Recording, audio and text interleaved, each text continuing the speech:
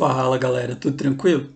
Bom pessoal, na aula passada eu expliquei para vocês um pouquinho como que a gente conseguiu aí uma ideia para definir uma grandeza física que a gente chamou de energia, né? A gente chamou de energia mecânica. E eu mostrei que essa energia mecânica ela está associada também ao trabalho que uma força exerce ou realiza sobre um corpo ou num corpo, né?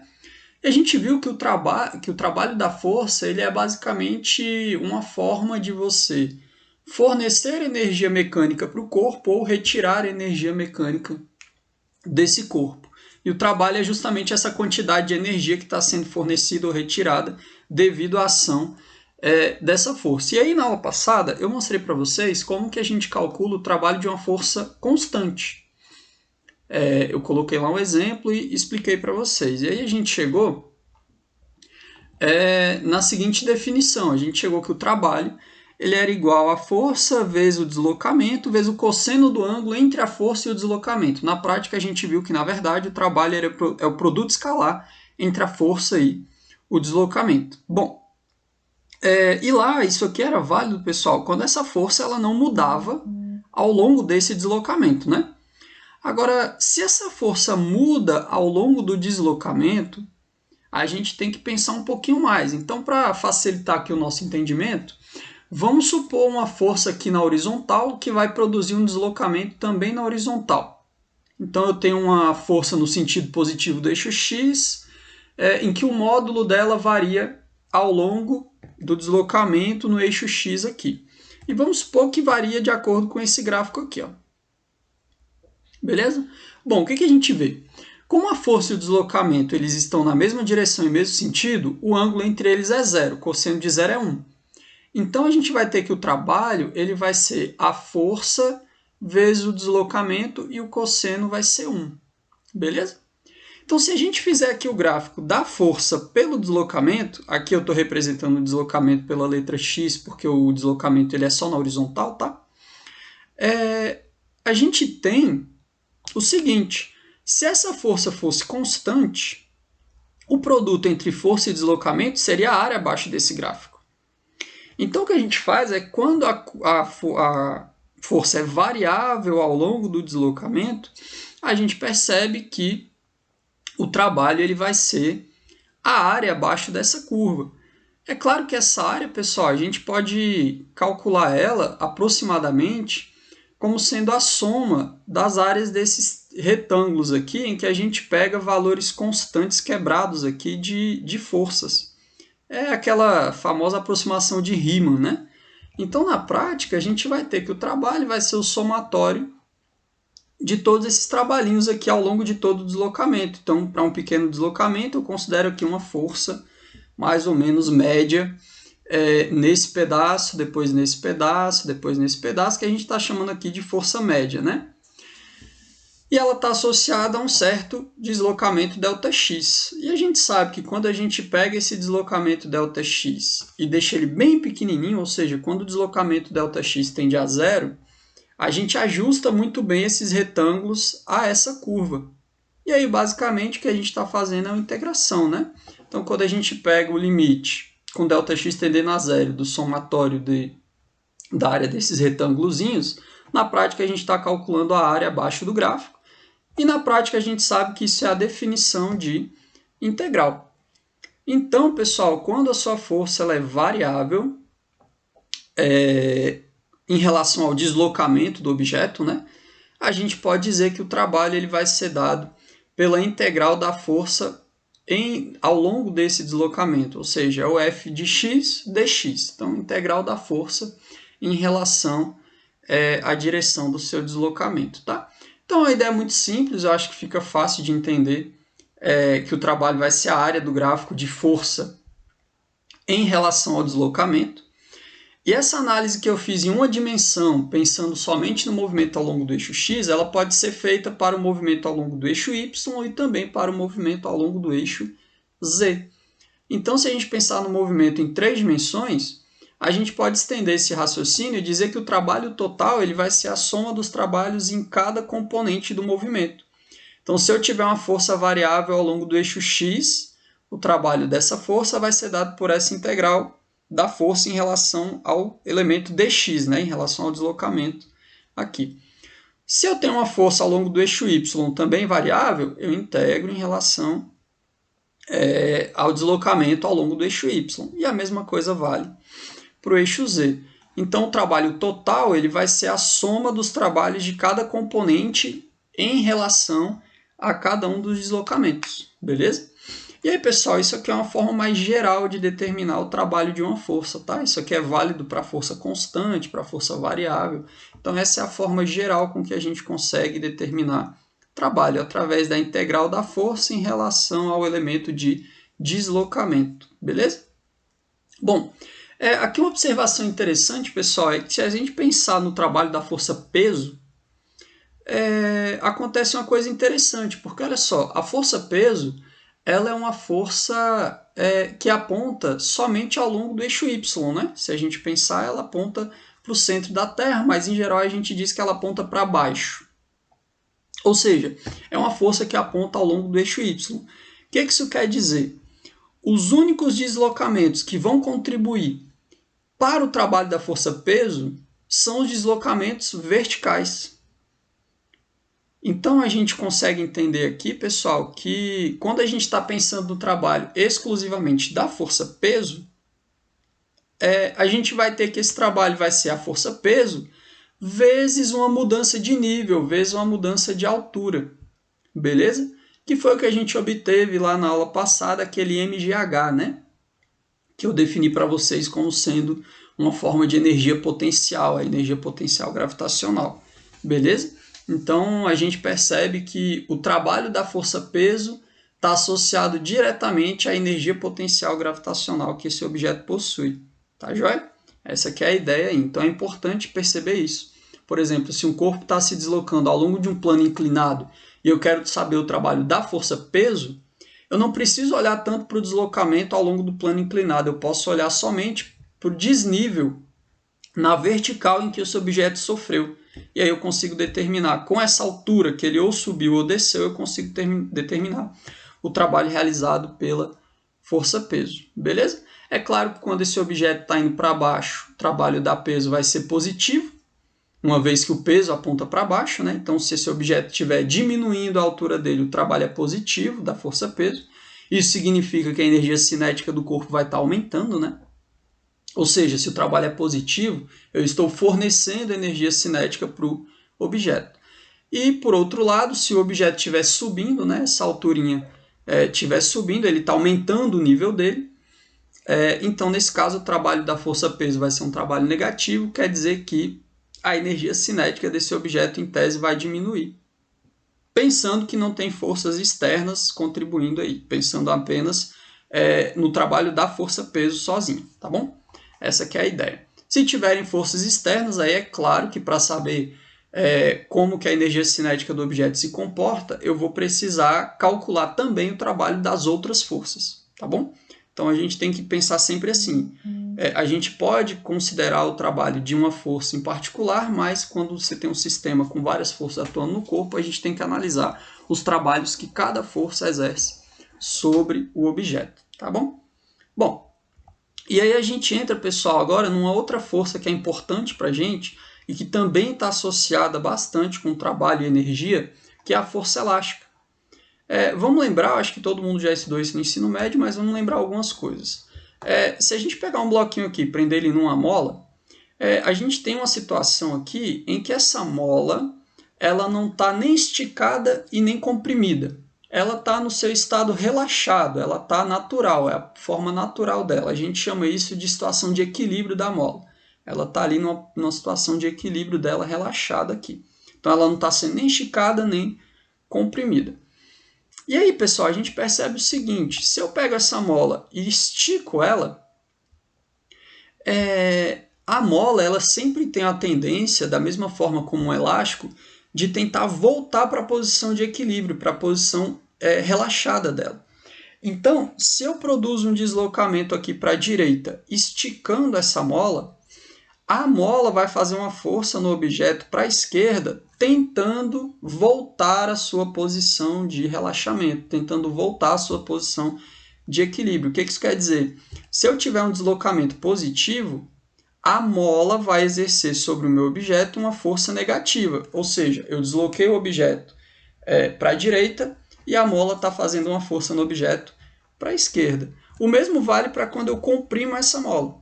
Se eu comprimo essa mola empurrando ela para a esquerda, então ela de novo tenta voltar para a posição relaxada dela, então ela empurra o objeto no sentido oposto, e novamente a gente vê que se o deslocamento for negativo, a força que a mola exerce sobre o objeto vai ser positiva. E a gente verifica experimentalmente, tá, pessoal, que essa força elástica da mola, que a gente vai chamar aqui de Fs, o S aqui está relacionado a spring, tá, pessoal?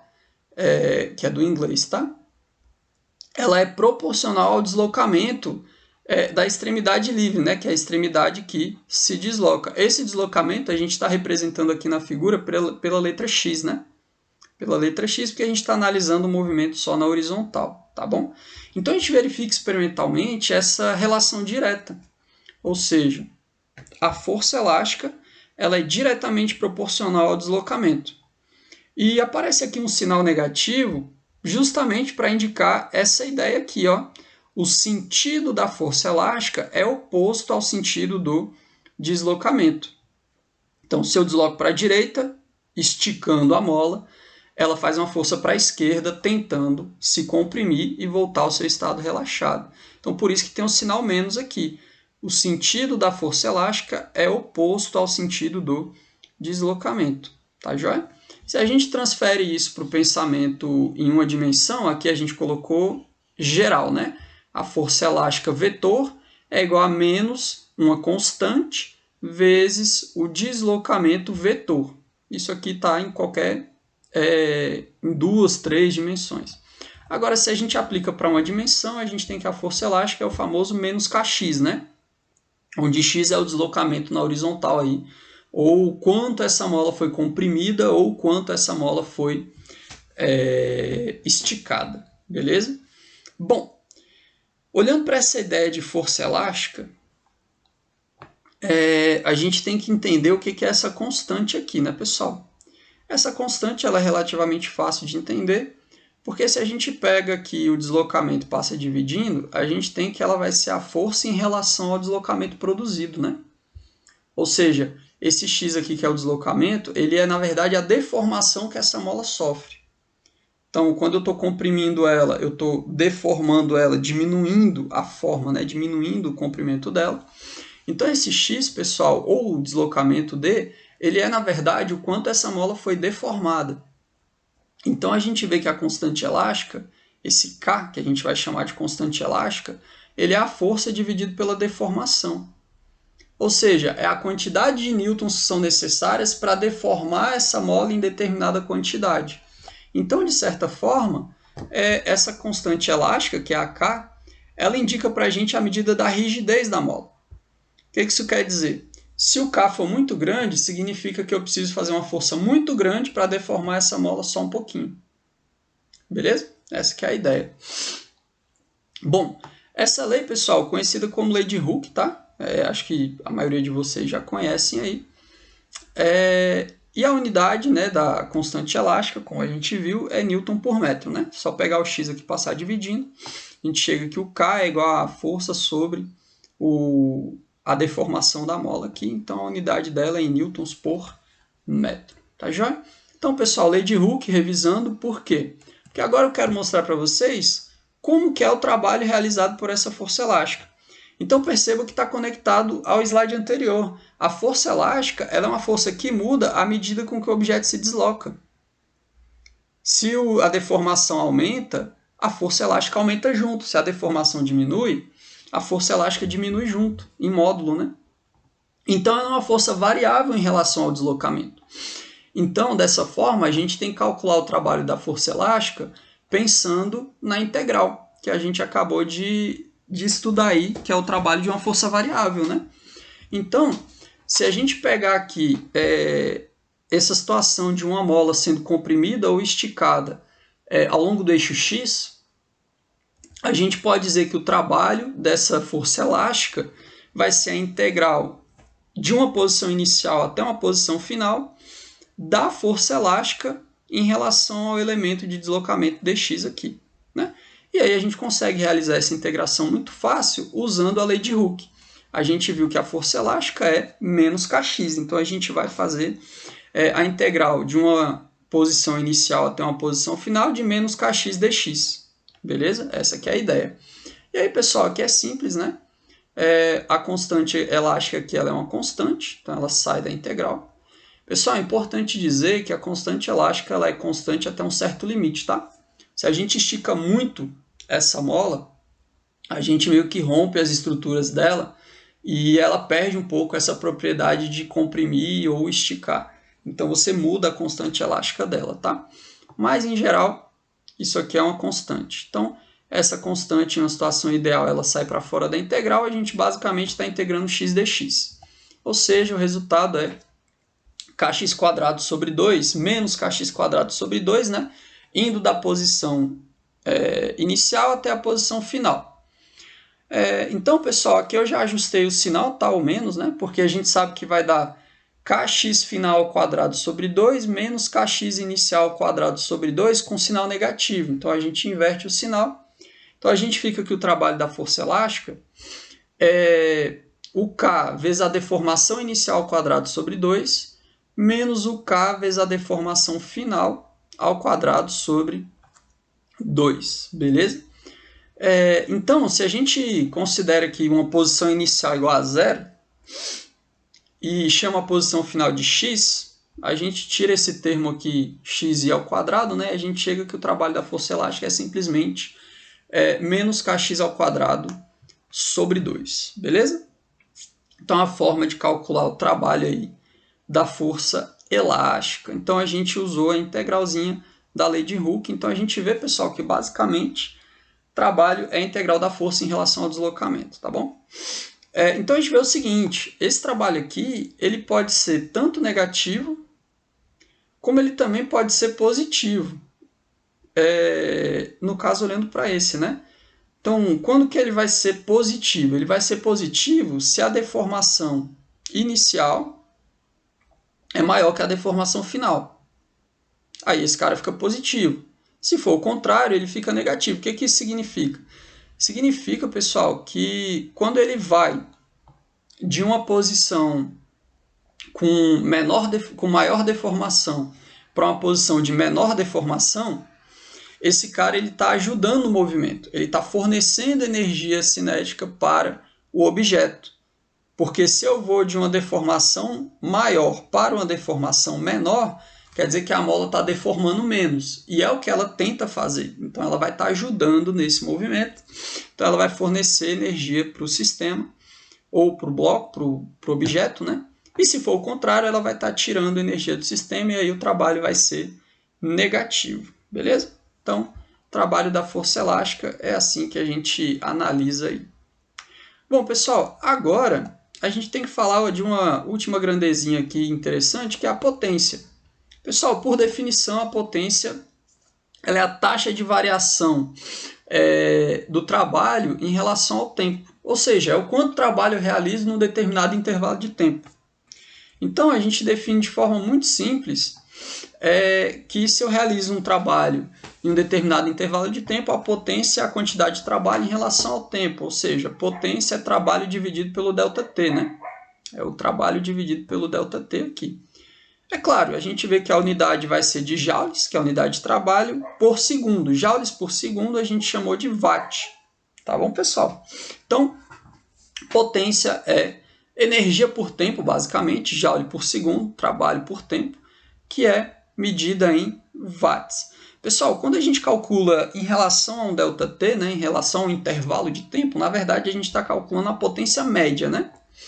Se eu quero a potência em determinado instante, a potência instantânea, basta eu fazer esse ΔT tender a zero, igual a gente fez lá com velocidade e aceleração. Então, fazendo ΔT tendendo a zero, a gente chega na definição de derivada, né? Então, a potência instantânea, ou a potência em um determinado instante, é a derivada do trabalho em relação ao tempo aqui. Tá joia? Então, essa é uma forma de calcular trabalho. Um outro detalhe interessante é a gente pensar que trabalho é força vezes deslocamento, né? Se a gente substituir aqui força vezes deslocamento, nós vamos ter que a força, se a força for constante, no caso, ela sai da derivada e a gente fica com a derivada do deslocamento em relação ao tempo. Então, se a gente tem uma força constante, a potência instantânea ela também pode ser dada por força vezes velocidade, né? Porque sobra aqui derivada do deslocamento em relação ao tempo, que é a velocidade. Mas isso é válido para uma força constante, tá bom, pessoal? De forma mais geral, a potência é a derivada do trabalho em relação ao tempo, por definição mesmo, tá bom? Bom, então, agora a gente consegue fazer alguns exemplos, fazer um aqui. Diz o seguinte, um bloco de massa 2 kg é deixado cair de uma altura de 40 centímetros sobre uma mola de constante elástica K igual a 200 newtons por metro. Determine a variação máxima de comprimento da mola ao ser comprimida. Então a gente tem aqui na figura o objeto que vai cair de uma certa altura, e aí depois que ele cai os 40 centímetros aqui, ele bate na mola e começa a comprimir ela. Então ele desce mais um pouquinho, tá, pessoal? Então ele não chega aqui e para. Ele chega aqui e comprime a mola um pouquinho, que é a deformação dela, que eu vou chamar de Y, que é o quanto ela se deforma aqui na vertical. Então, na prática, esse bloco ele se desloca para baixo de uma altura H, mais o quanto ele comprime essa mola aqui até ele parar novamente. Então, a gente tem o seguinte, ó, o bloco ele parte do repouso e depois de comprimir a mola de um determinado valor Y, ele retorna ao repouso. Então, ele estava em repouso, você solta ele, ele cai, ganha velocidade, bate na mola, comprime essa mola até parar de novo. É claro que depois a mola empurra ele de volta e ele é lançado para cima de novo, mas a gente vai analisar só até a compressão máxima ali, ou seja, só até ele comprimir a mola até parar, beleza? Bom, então a gente tem que observar isso, o deslocamento vertical do bloco para baixo vai ser a altura de queda dele até chegar na mola, mais o quanto ele comprime essa mola. Então é o H mais o Y, que é o quanto ele comprimiu, né? Então pensando nisso, olha só que interessante. Se ele estava em repouso e ele retorna à situação de repouso, quer dizer que se eu pensar na situação final inicial, a energia cinética dele não variou. Porque ele estava com velocidade zero e ele retorna para a velocidade zero. E a gente lembra, pessoal, que trabalho é igual à variação da energia cinética. Então, nesse caso, se a gente pegar o trabalho total das forças que atuaram nesse objeto, a soma desses trabalhos tem que dar zero. Pensando do momento em que ele foi solto lá em cima até o momento em que ele comprimiu a mola até parar, ou seja, até o momento que ele produziu a maior compressão da mola. Então a gente usa essa ideia, o trabalho total das forças que atuaram nesse objeto ao longo desse movimento é igual a zero. Bom, quais forças agiram nesse objeto, nesse deslocamento? Só duas forças foram interessantes aqui para a gente. A força peso, a força da gravidade, e a força da mola, a força elástica. Então eu tenho que o trabalho da força peso mais o trabalho da força elástica tem que ser igual a zero. Pessoal, o trabalho da força peso é o mgh, ou melhor, é o peso vezes o deslocamento, né? Mas o que a gente enxerga? A gente enxerga que a força peso ela aponta para baixo e o deslocamento também foi para baixo. Então, o ângulo entre deslocamento e força é de 0 graus, cosseno de 0 é 1. Então, o trabalho aqui vai ser o peso vezes o deslocamento vertical que esse objeto sofreu. Qual foi o deslocamento vertical que esse objeto sofreu? Foi a altura que ele caiu até atingir a mola, mais o quanto ele comprimiu a mola. Então, a gente tem peso, que é massa vezes gravidade, vezes o deslocamento vertical desse objeto, que é H mais Y, mais o trabalho da força elástica. O trabalho da força elástica, como ela parte inicialmente aqui da sua situação relaxada, né? A mola inicialmente está relaxada, está na situação de equilíbrio, o x inicial, o y inicial dela, né? A deformação inicial dela é zero. Então sobra somente aquele termo negativo, ky ao quadrado sobre 2, beleza? Bom, e agora a gente pode substituir os valores aqui, ó. Massa vezes gravidade. Pessoal, massa é 2 kg, vamos considerar a gravidade 10, né? 2 vezes 10, 20. A altura que esse cara caiu até chegar na mola foi de 40 centímetros. Colocando para metros, 0,4. Mais a deformação da mola, que eu não sei, é o que eu quero saber, que é o y. Menos, né? Porque mais com menos aqui dá o menos, né? O K diz que é 200 newtons por metro, dividido por 2, dá 100, né? Então, fica menos 100y ao quadrado. Então, a gente tem essa equaçãozinha do segundo grau. A gente pode organizar ela, né, pessoal? 20 vezes 0,4 dá 8. 20 vezes y dá 20y. E menos 100y ao quadrado. Aí eu passei todo mundo para o outro lado, para o 100y ao quadrado ficar positivo. Então, a gente chegou nessa equaçãozinha de segundo grau. 100y ao quadrado menos 20y menos 8 igual a 0. Pessoal, isso aqui dá para a gente simplificar por 4, se eu não me engano.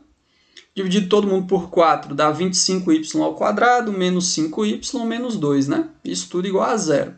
E agora a gente resolve essa equaçãozinha do segundo grau. Bom, o delta vai ser o b quadrado, que é 5 ao quadrado, dá 25, menos 4 vezes o a, que é 25, vezes o c, que é menos 2. Fazendo essa continha, nosso delta é 225. Bom, então nosso y, né, a deformação máxima sofrida por essa mola vai ser menos b, o b é menos 5, né, então menos b é 5, mais ou menos a raiz do delta, que é 15, dividido por 2 vezes o a, então 2 vezes 25. Pessoal, o menos aqui eu não considero porque ele vai me produzir uma deformação negativa, né? E nesse caso aqui não é o que acontece. A nossa deformação negativa aqui seria esticar essa mola, e essa mola ela não é esticada, ela é comprimida. Então a gente pega apenas o sinal positivo aqui na hora de calcular a fórmula de Bhaskara, tá bom? Então fica 5 mais 15 dá 20, dividido por 50, que dá 0,4 metros. Então esse objeto ele cai 40 centímetros, quando ele chega na mola, ele comprime essa mola mais 40 centímetros, beleza? Então a mola ela sofre uma compressão máxima aí de 40 centímetros, beleza, pessoal? Então essa é a ideia, né?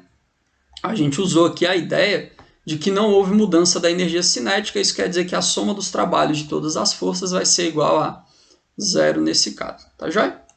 Bom, vou fazer mais um exemplo. Esse aqui diz o seguinte: a única força que age sobre um corpo de 2 kg enquanto o corpo se move no semi-eixo positivo x tem uma componente F igual a menos 6x newtons, com x em metros. A velocidade do corpo em x igual a 3 metros é de 8 metros por segundo. Determine, letra A, a velocidade do corpo em x igual a 4 metros. Então, pessoal, perceba que a força que ele me deu aqui, ó, é uma força do tipo elástica, cuja constante é 6. Que ele diz que a força é menos 6x, né? Então, aqui é uma força do tipo elástica, que depende da posição. Então, a gente pode tratar isso aqui como se fosse a situação de uma mola. Ele não diz na questão que é uma mola, mas a gente pode tratar como se fosse uma mola, já que a força ela é descrita por uma equaçãozinha que tem o formato da lei de Hooke, né?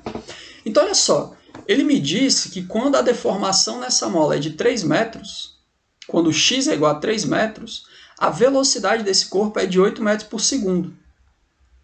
Aí, com essa informação, ele quer saber qual vai ser a velocidade do corpo quando a deformação da mola for de 4 metros. Está aqui. Bom, pessoal, para resolver essa letra A é relativamente simples. A gente vai usar a ideia de que o trabalho é igual à variação da energia cinética. E aí, no caso, a gente está analisando o trabalho somente dessa força, porque é a única força que atua nesse objeto. Como ela é uma força do tipo elástica, a gente sabe que o trabalho dessa força vai ser kx inicial ao quadrado sobre 2, menos kx final ao quadrado sobre 2, que foi a equação que eu demonstrei para vocês, né? Então, esse trabalho da força elástica vai ser igual à variação da energia cinética, meio de mv quadrado, velocidade final ao quadrado, menos meio da massa vezes a velocidade inicial ao quadrado. Beleza? Então, a gente usa essa igualdade e substitui os valores que a gente está interessado. Então, eu posso dizer o seguinte, olha só. Se eu pensar que a minha posição inicial é o x igual a 3 metros, a minha velocidade inicial vai ser de 8 metros por segundo. Então eu quero saber qual vai ser a minha velocidade final quando a minha posição final aqui, né, a deformação final da mola, for de 4 metros, é isso que pede a letra A. Então, substituindo os valores, vai ficar 6, que é a constante elástica da mola aqui, ó, olhando para a força que ele nos forneceu, é menos 6x, então quer dizer que o K vale 6. Então vai ficar 6 vezes 3 ao quadrado sobre 2, menos 6 vezes 4 ao quadrado sobre 2, 3 é a deformação inicial da mola, 4 é a deformação final da mola que eu estou analisando. Isso vai ser igual. Pessoal, olha só, a massa do corpo é de 2 kg, né? Então, se eu pegar aqui 2 dividido por 2 da energia cinética, corta massa com o meio. Então, sobra só a velocidade final ao quadrado. Então, está aqui, velocidade final ao quadrado menos. Aqui a massa corta com 2 do mesmo jeito, sobra só a velocidade inicial ao quadrado. A velocidade inicial, que era quando a deformação era de 3 metros, é de 8 metros por segundo. Tá joia? Então, fica b quadrado menos 8 ao quadrado. Agora é só fazer continha, pessoal. Isso aqui é 3 vezes 9 sobre 2, que dá 27. Aqui é menos 6 vezes 16 sobre 2, que dá 48. E 8 ao quadrado dá 64, tá bom? Subtrai aqui, passa esse cara positivo para o outro lado, você chega que a velocidade ao quadrado é igual a 43. Tirando a raiz quadrada, a gente chega numa velocidade final aí, quando a deformação da mola é de 4 metros, de 6,6 metros por segundo, beleza? Essa que é a ideia. O que está acontecendo, pessoal, para vocês enxergarem fisicamente? Olha só. É como se eu tivesse empurrado essa mola e acelerado ela, e ela vai, o objeto, né, que está preso a essa mola vai se deslocando. Enquanto ele se desloca, ele vai esticando cada vez mais essa mola. Ele vai esticando cada vez mais essa mola. E aí o que acontece? Enquanto ele vai esticando essa mola, a mola vai fazendo uma força no sentido oposto. E aí ele vai freando. Então, à medida que eu aumento essa deformação, a velocidade desse objeto vai diminuindo. Então, quando ele tinha uma deformação de 3 metros, quando a mola tinha uma deformação de 3 metros, a velocidade dele era de 8 metros por segundo. Aí ele continuou o movimento dele, quando ele chegou numa deformação de 4 metros, a velocidade dele diminuiu devido à ação dessa força para 6,6 metros por segundo. Essa que é a ideia, beleza? Bom, aí ele pergunta, para que valor positivo de x o corpo terá uma velocidade de 5 metros por segundo? Ou seja, em que lugar mais para frente a velocidade dele diminui mais ainda e atinge 5 metros por segundo? De cara a gente vê, né, pessoal? Se essa velocidade de 5 metros por segundo é menor do que o 6,6 que a gente achou na letra A, significa que a deformação vai ser maior do que 4. Porque ele diminuiu a velocidade, quer dizer que aumentou a deformação nesse exemplo, beleza? Bom, então nesse caso, a gente pode usar exatamente a mesma ideia. O trabalho da força elástica vai ser igual à variação da energia cinética. Então a gente chega na mesma equação, Kx K vezes a deformação inicial ao quadrado sobre 2 menos K vezes a deformação final ao quadrado sobre 2 é igual a metade da massa vezes velocidade final ao quadrado menos metade da massa vezes velocidade inicial ao quadrado. Só que agora muda quem é o final, né, pessoal? Antes a gente estava analisando o inicial como sendo o correspondente à posição de deformação 3 metros e o final como sendo correspondente a uma deformação de 4 metros. Agora, na letra B, o meu inicial corresponde a uma velocidade de 8 metros por segundo e o meu final corresponde a uma velocidade de 5 metros por segundo e eu vou achar qual foi a deformação correspondente a essa velocidade final aqui. Então, substituindo os valores, nós vamos ter o mesmo 27 aqui, né? Eu estou pegando o inicial aqui como 3 metros e o final correspondente a 5 metros por segundo, beleza? Então, a gente chega no 6 vezes 3 ao quadrado sobre 2, menos 6 vezes x ao quadrado sobre 2, eu não sei quanto vale o x aqui, igual a velocidade final, a gente chegou, ele quer que seja 5, menos a velocidade inicial, que era 8, tá bom? Então faz essa continha, vai ficar 27 menos 3x ao quadrado igual ao 25, que era o 5 ao quadrado, menos o 64, que era o 8 ao quadrado. Pessoal, fazendo essa continha, a gente chega aqui, menos 3x ao quadrado é igual a menos 66.